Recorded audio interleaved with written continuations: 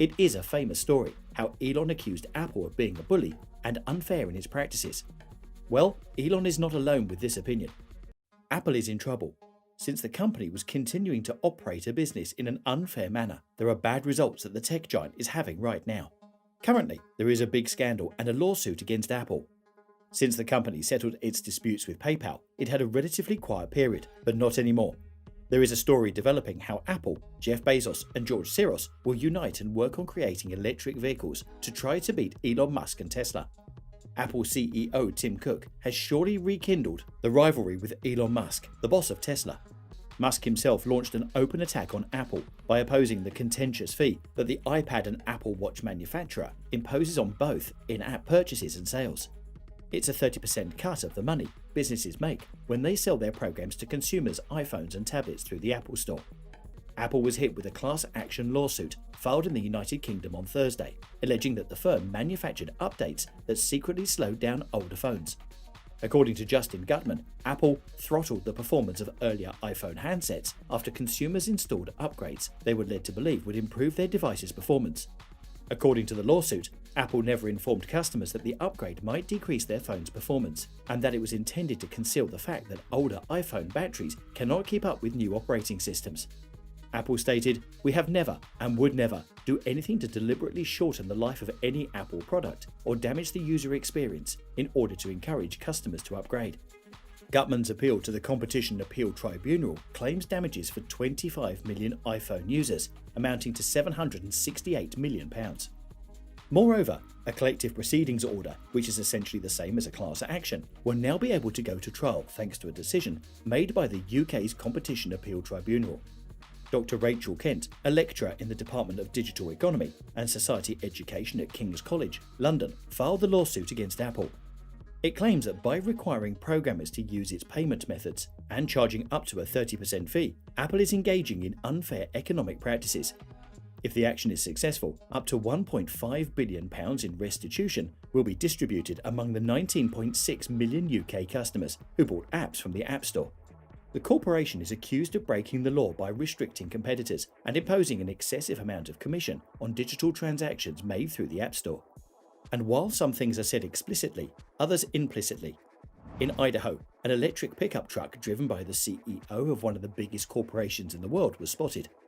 Although it wouldn't normally make headlines, the corporation has previously been connected to a prospective purchase or collaboration of an electric car startup. Apple's Tim Cook was observed driving a Rivian Automotive R1T electric pickup truck. When Cook travelled to Idaho for the Sun Valley Conference, he allegedly borrowed the metallic green pickup vehicle. Cook drove the vehicle to an eatery for supper from the Sun Valley Resort. R.J. Scaringe, co-founder and CEO of Rivian, attended the Sun Valley Conference. According to the article, Scaringe bought the R1T and the R1S sports utility vehicles from the EV manufacturer's production line. According to sources, CEOs and owners of publicly listed firms gathered in large numbers due to Scaringe's automobiles. The fact that the automobile was borrowed would mean that Cook and Scaringe at least conversed there. While this could be just a show of goodwill, it might also indicate another potential partnership for Apple. But is this really happening? Well, here is a very interesting fact that we need to mention. Rivian is the company that is owned by Jeff Bezos' Amazon, which owns about 17.7% of the company. With that, it is owned by Ford, who owns 11.4%. And finally, it is also owned by the well-known investor George Soros. According to the most recent data, Soros currently owns around 20 million shares, or about 2% of Rivian. And you all know about the recent scandal when Elon Musk published the list of companies that were created to act against him. And of course, you remember that the most famous founders of these companies were Bill Gates and George Soros.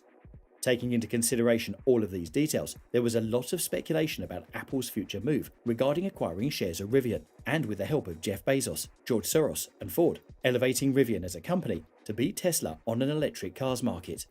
Apple has spent years developing its electric car strategy. Many analysts have predicted that Apple will eventually collaborate with or buy an existing electric car firm to help the division grow, rather than starting from scratch. Since its November IPO, Rivian shares have dropped more than 68%, and the business currently has a market valuation of $28 billion. Tesla's main competitor is regarded as Rivian.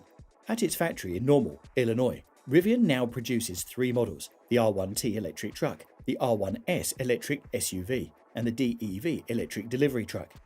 The manufacturer, which has headquarters in Irvine, California, has among the most cutting-edge technological advancements, according to analysts, making Rivian one of Tesla's most significant competitors. Rivian has scored the 6th largest IPO in history in November. However, because it has been challenging to control increases in production rates, Rivian stock has been declining since the start of the year. When Rivian reported on July the 6th that it built 4,401 vehicles and delivered 4,467 vehicles in the second quarter, which concluded on June the 30th, it declared that things seemed to be looking good. As a result, the business was able to expand its output from one quarter to the next by 72.4%. That's it. Don't forget to subscribe.